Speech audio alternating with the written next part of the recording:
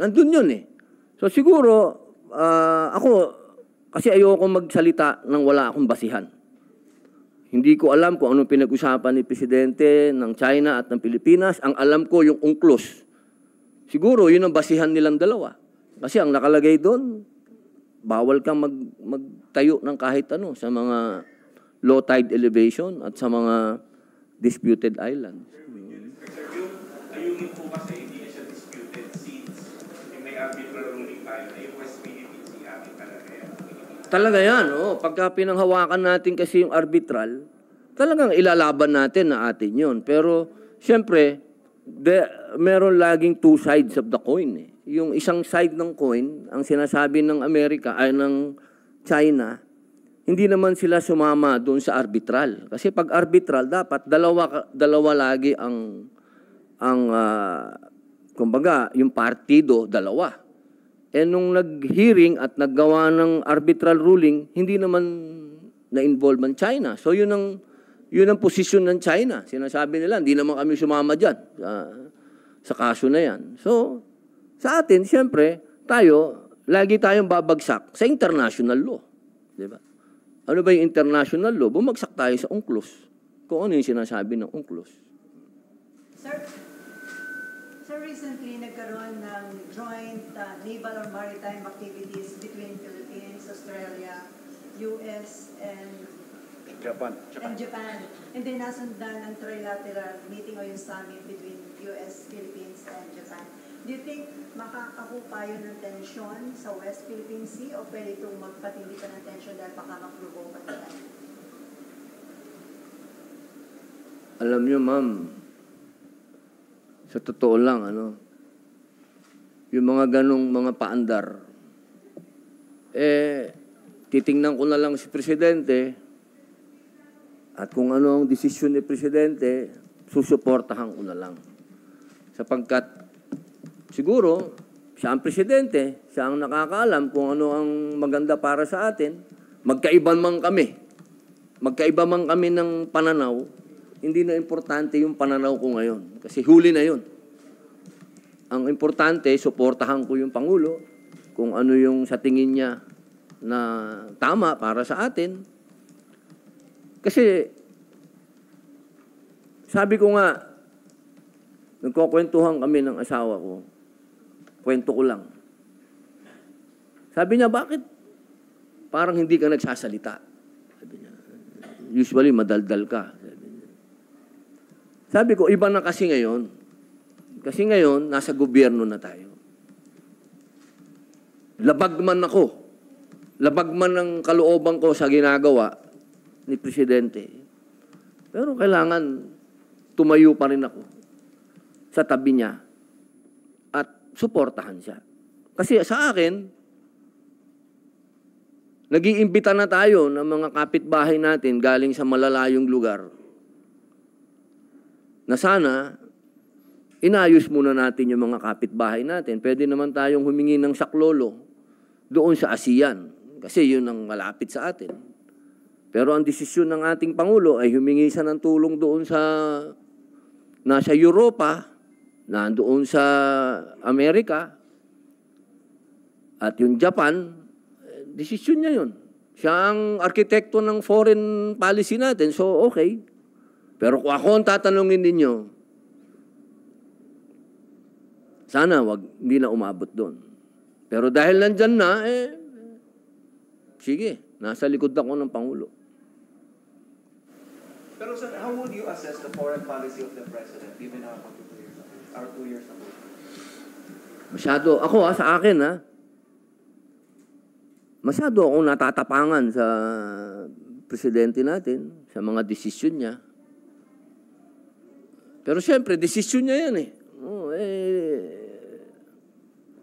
kung sa tingin niya, yun ang maganda para sa bansa, bakit ko naman siya kukontrahin? Magkaiba kami ng pero hindi ito ang oras.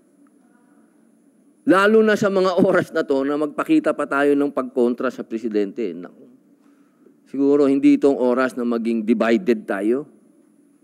Ito ang oras na magpaliwanag ang Malacanang sa kanyang mga ginagawa para mas maintindihan ng taong bayan kung ano tong mga drastic decisions na ginagawa nila. Kailangan alam ng taong bayan kung ano ang pwede nating harapin dito. Hindi ito po pwede na mga ganitong aksyon, wala tayong ipinaliliwanag sa ating mga kababayan kung ano yung mga pwedeng mangyari at kung ano yung mga pwedeng ipaghanda natin. Kasi, kumbaga, yung alert level natin pataas ng pataas. So, dapat yung ating mga kababayan well-informed sa lahat ng ginagawa natin.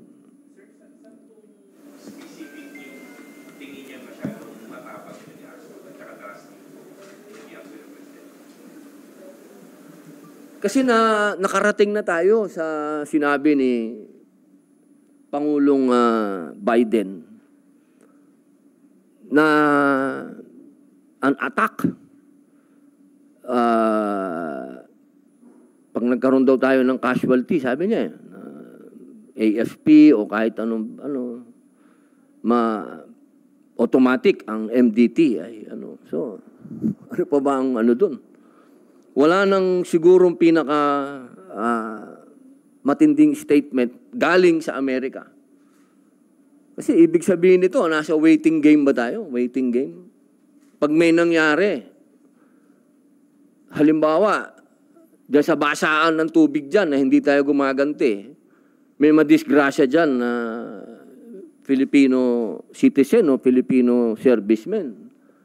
So, ibig sabihin, enacted na ang MDT.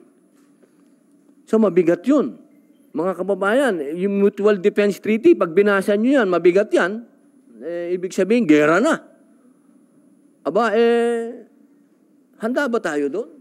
Kayo ang tanungin ko, handa ba kayo na tayo umabot sa state of war? Aba, mag-isip-isip tayo mga kababayan. Ha?